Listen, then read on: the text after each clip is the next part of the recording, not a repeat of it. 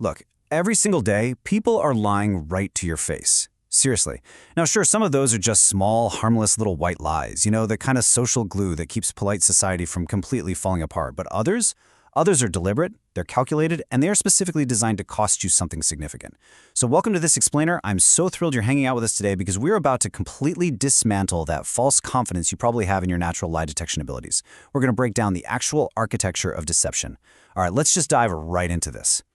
Okay, the uncomfortable truth is that most of us are far, far worse at spotting lies than we think we are. Studies actually show, pretty consistently, that the average person detects lies at almost the exact same rate as completely random chance. 50%. Honestly, you might as well just be flipping a coin. But, and this is absolutely crucial, those exact same studies show that if you know exactly what to look for, you can shift those odds dramatically in your favor.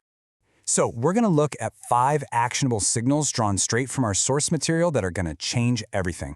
We're talking about moving from just guessing to systematically decoding deception. We've got baseline shifts over precision, mismatches, deflection, and detail traps.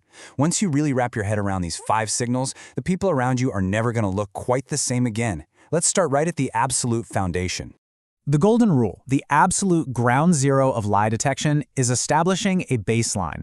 Before you can even hope to spot a lie, you have to know what this specific person looks and sounds like when they're telling the complete unfiltered truth. How fast do they normally talk? Do they talk with their hands? A lie doesn't just trigger some universal cartoonish Pinocchio nose. Instead, what it does is produce a deviation from whatever their normal state is. So how do we actually figure out this baseline? Well, you start super casual, a low-stakes prompt, something as simple as, "Hey, how was your weekend?" You drop this in before the real investigation even begins. You're not interrogating them yet. You're just purely observing. You're basically gathering data on what they look like when they are totally comfortable and relaxed. Now, once you pivot from that easy baseline question to the real issue at hand, pay close attention to what happens next. An honest person? They're going to just maintain that comfortable posture and that normal speaking pace. Their baseline stays perfectly steady. But a liar, their entire physical rhythm is going to abruptly change. They might suddenly freeze up. That classic fight-or-flight freeze response. Or they might start talking way faster or even way slower than they just were. The very second that baseline breaks, a massive red flag should be going up in your head. All right, let's move on to our next signal, the verbal and physical mismatch. This is where biology literally betrays the deception. See, the human mouth is perfectly capable of lying smoothly, but the body, specifically your autonomic nervous system, ultimately just wants to tell the truth. Get this time frame in your head, less than a quarter of a second. That is the entire lifespan of what's called a microexpression. It's this genuine, true emotion that literally flickers across a person's face or body before their conscious brain even realizes it and forces their expression back into the lie. Because it happens in under a quarter of a second, it is almost entirely impossible for a liar to consciously control it. So, let's look at how this actually plays out in the real world with a high-stakes, point-blank question. Imagine you're asking an employee or a coworker, "Did you take the money from the register?" Now, this is a binary yes or no question that demands a direct response. When you ask this, you want to listen to their words, for sure, but more importantly, you really want to watch their body. An honest response is beautifully, perfectly synchronized. They say no, and their head shakes side to side at the exact same moment. The words and the physical movement are telling the exact same story. But the liar? They'll say no, but there's this weird, tiny, fractional delay. And their head actually gives a microscopic nod yes. Or maybe they're describing something positive, but for literally a quarter of a second, their face flashes pure disgust. It's the body shouting the truth while the mouth tries to sell a lie. Okay, let's transition from the physical body to the actual words they choose to use. We call this narrative over-precision. Think about your own brain for a second.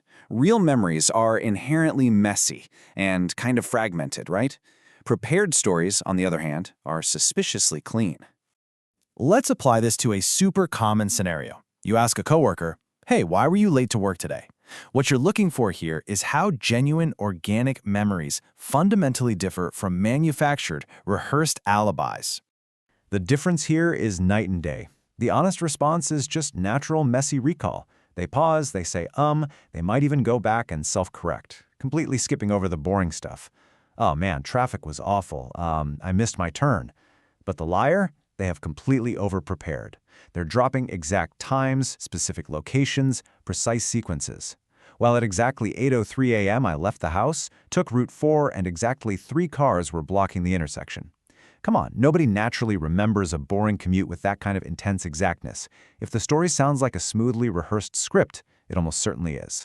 Moving right along, signal number 4 is an absolute classic, deflection disguised as answering. Now, liars absolutely loathe the dead silence that follows a direct question, but they also really don't want to tell a flat-out direct lie if they can avoid it, so they rarely just say nothing.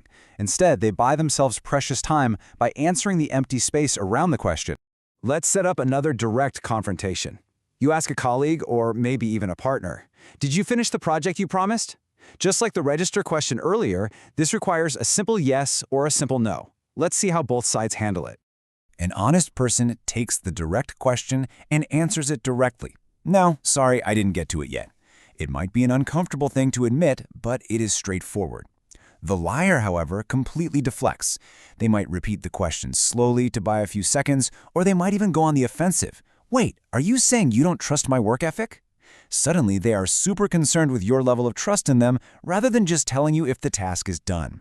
They're carefully dancing around the question while making it sound like they're totally engaging with you. And that perfectly sets up our 5th signal, the sudden detail trap. This is exactly what happens when you decide to press someone for a little more information. See, a liar has a very carefully managed story, but a managed story has borders.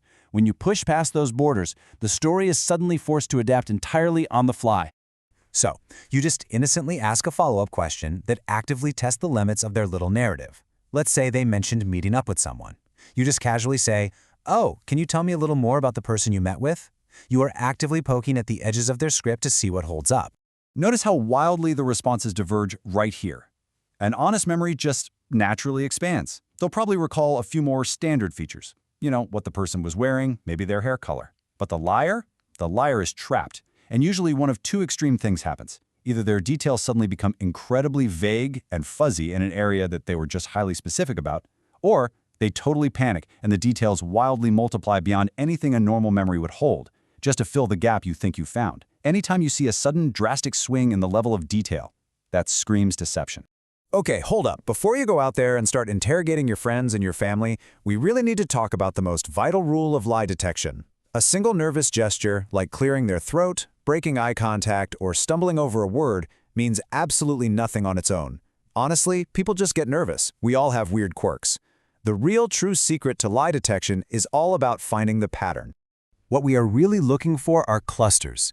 If you ask a question and you get a sudden shift in how fast they're talking, combined with a quarter-second micro-expression of fear, combined with a deflected answer where they question if you trust them, combined with some incredibly over-precise detail, bingo, now you have a cluster.